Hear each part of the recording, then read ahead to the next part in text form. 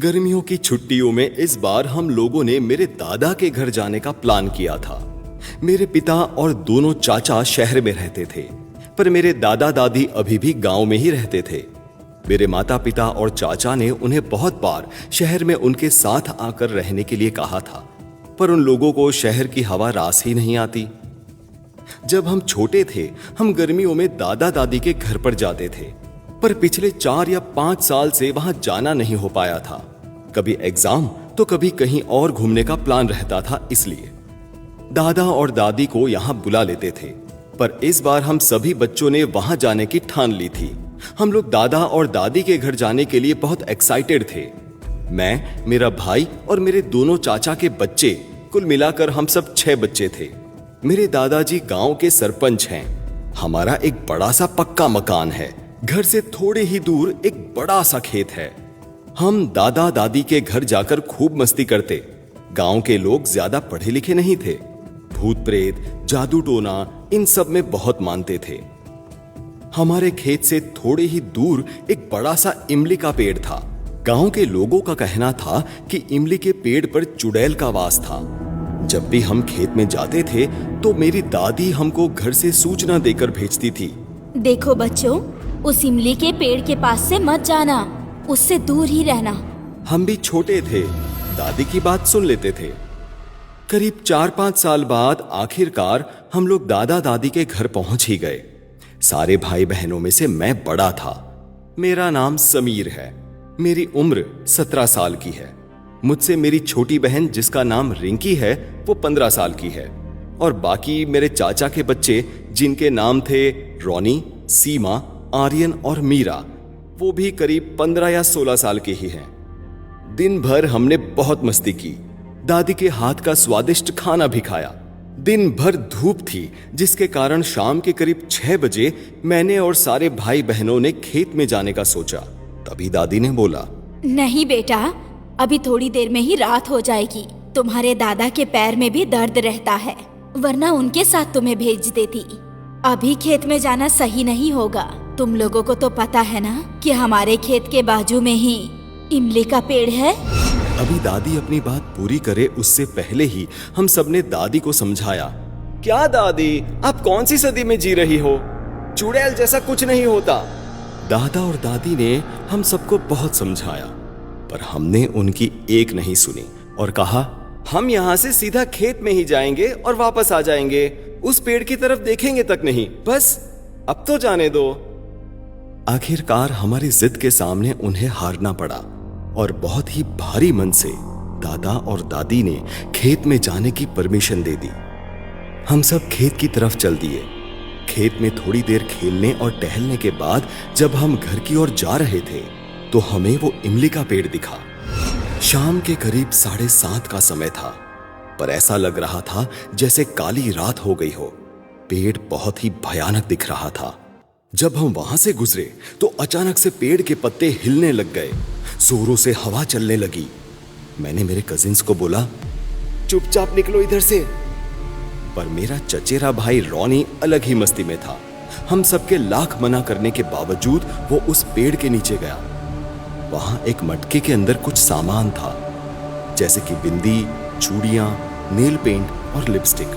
ऐसी श्रृंगार की चीजें और मिठाइयां थी। मेरे मना करने के बावजूद उसने वो मटकी उठा ली और बोला, यार मिठाई तो बड़ी फ्रेश लग रही है, खाकर देखो कैसी है। हम कुछ बोले उससे पहले ही उसने वो मिठाई खा ली। अचानक से उसके हाथ से मटकी छूट गई और नीचे गिरकर टूट गई। ये देखकर वो बोला, ओ चुड़ैल जी, देखिए मैंने तो आपकी मटकी भी तोड़ दी और मिठाई भी खा ली। अब प्लीज मुझसे नाराज मत होना। इतना बोलकर वो जोर जोर से हंसने लगा। रोनी को सही सलामत देखकर दूसरी कजिन सीमा भी वहां पर गई और उसने लिपस्टिक और नेल पेंट उठा ली और बोली, वाह कितना ब्यूटीफुल कलर है। हम सबके लाख समझाने के बावजूद भी उन दोनों ने उन चीजों को छुआ। जब मैंने बहुत गुस्सा किया और दादा दादी को बताने की धमकी दी, तब दोनों सब छोड़कर हमारे साथ घर के लिए चल दिए। उन दोनों के अलावा बाकी के हम चारों कजिन्स ने घर जाकर दादा दादी को सब कुछ बताने का ठान लिया। पर रोनी और सीमा ने हाथ पैर जोड़कर उनको कुछ नहीं बताने के लिए बहुत मिन्नतें करी।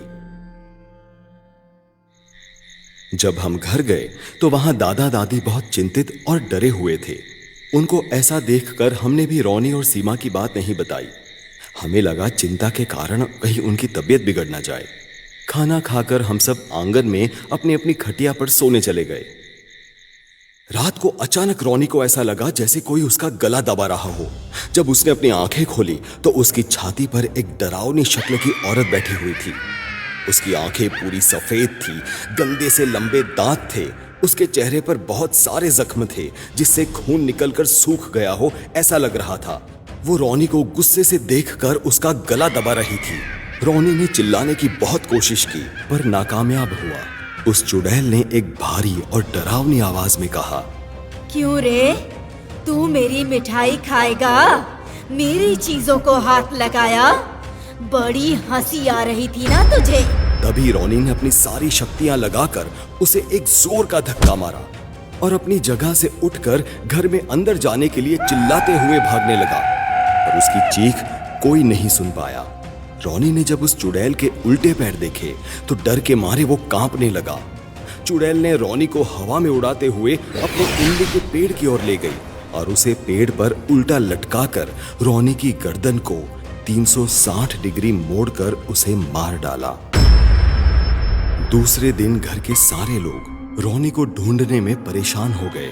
तभी गांव के आदमी ने आकर दादाजी को खबर दी, सरपंच जी, वो आपका पोता उस इमली के पेड़ पर। हम सब की धड़कनें तेज हो गई। दादा दादी को जिस चीज का डर था वही हुआ। उस चुड़ैल ने उनके पोते की जान ले ली थी। अभी तो सब उस पेड़ की तरफ जाने के लिए निकल ही रहे थे कि घर के एक कमरे से सीमा की जोर जोर से हंसने की आवाज आने लगी। सभी डरते हुए उस आवाज की दिशा में गए तो कमरे में एक कोने में सीमा सहमी हुई बैठी थी। उसका पूरा रूप ही बदल गया था। उसकी आंखें पूरी सफेद थी और गंदे से लंबे दांत थे। उसके चेहरे पर बहुत सारे जख्म थे जिससे खून निकलकर सूख गया हो ऐसा लग रहा था। उसे देखकर सब डर के मारे चौंक गए। अचानक से सीमा रोने लगी और बोली, दादा, दादी, मुझे बचा लो, मुझसे गलती हो गई, मुझे उसकी चीजों को नहीं छूना था। फिर अचानक से जोरों से हंसने की आवाज आने लगी और सीमा एक भारी आवाज में बोली, कोई नहीं बचेगा, सबको मार डालूंगी। मेरी चीजों पर हाथ मारा है किसी ने। इतना बोलकर सीमा खड़ी हो गई और दीवारों पर चलते हुए पंखे की ओर गई और पंखे पर उल्टा लटक गई। जब सबने उसके पैर देखे तो सबकी आंखें फटी की फटी रह गई। सीमा के पैर चुड़ैल के पैरों की तरह उल्टे हो गए थे। अचानक से इतना सब कुछ देखकर दादी का बुरा हाल हो गया था। वो दुख और डर के मारे बेहोश हो गई। रो रो कर सबका बुरा हाल हो गया था। मैंने मेरे पेरेंट्स को रोते हुए फोन लगाया और पूरी बात बताई। सब बहुत सहमे हुए थे। ऐसे समय पे दादाजी ने हिम्मत दिखाई और सीमा के पास जाकर कहा, मेरा एक बच्चा तो तू खा गई, पर इसे तो छोड़ दे। चुड़ैल ने गुस्से से कहा, इसने मेरे श्रृंगार की चीजों को लिया था, अब मैं इसकी जान लूंगी। दादाजी ने कुछ नहीं बोला और वहां से चल दिए। इस दौरान मेरे पेरेंट्स और चाचा चाची भी आ गए थे। सब सीमा का ऐसा रूप देखकर हैरान थे। करीब 3 घंटे हो गए थे। हम सब बेहोश दादी के पास बैठे बैठे एक दूसरे को दिलासा दे रहे थे। तभी दादाजी एक अघोरी बाबा को लेकर आए। एक अनोखा तेज था अघोरी बाबा के चेहरे पर। अघोरी बाबा सीमा के कमरे में गए। सीमा अभी भी पंखे पर लटकी हुई थी। बाबा को देखकर वो दीवार पर चलते हुए नीचे आई और बोली, ए अघोरी, मेरी तुझसे कोई दुश्मनी नहीं है, चला जा यहाँ से। इस लड़की को मैं लेकर ही जाऊंगी। तेरा समय अब पूरा हुआ। बोलकर अघोरी बाबा ने भगवान काल भैरव की भस्म उस चुड़ैल पर डाली। भस्म पड़ते ही चुड़ैल तड़पने लगी और बोली, क्या बिगाड़ा है मैंने तेरा, चला जा यहाँ से। बाबा ने मंत्रोच्चार करते हुए वहीं पर ईंटें लगाकर एक हवन कुंड बनाकर हवन की विधि करने लगे।